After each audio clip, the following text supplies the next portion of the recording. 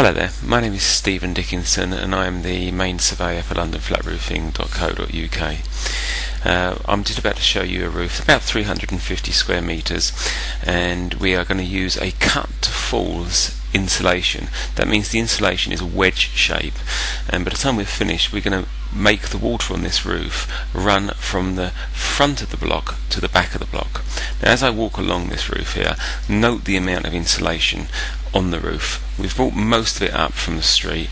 There is just stacks of it everywhere, and organisation of this is pretty much a nightmare because we must make sure that we've got the right insulation in the right areas at the right time to lay this system.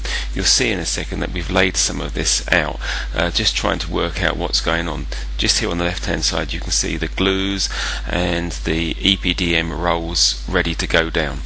Just in front of me there you can see how we've started to lay it out, and you can see there's 2 or 3 layers of insulation on top of each other there to make the falls. So at the back part here, to the right hand side, we're going to end up with nearly 4 to 5 pieces of insulation on top of themselves, working across to just where this gentleman here is standing, where will only be 1 sheet of insulation.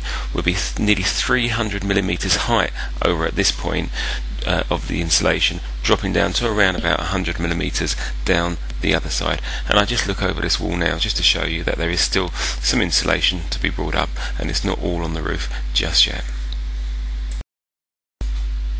So here you can see that we've already got some glued down. If you look here you can see that there's 2 or 3 layers already down, and you can see that we're using a lot of weights to hold it down.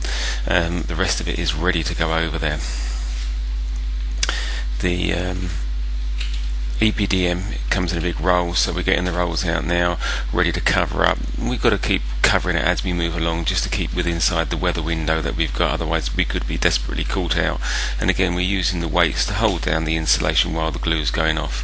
Here's the EPDM being pulled out, ready to be laid and to be glued down.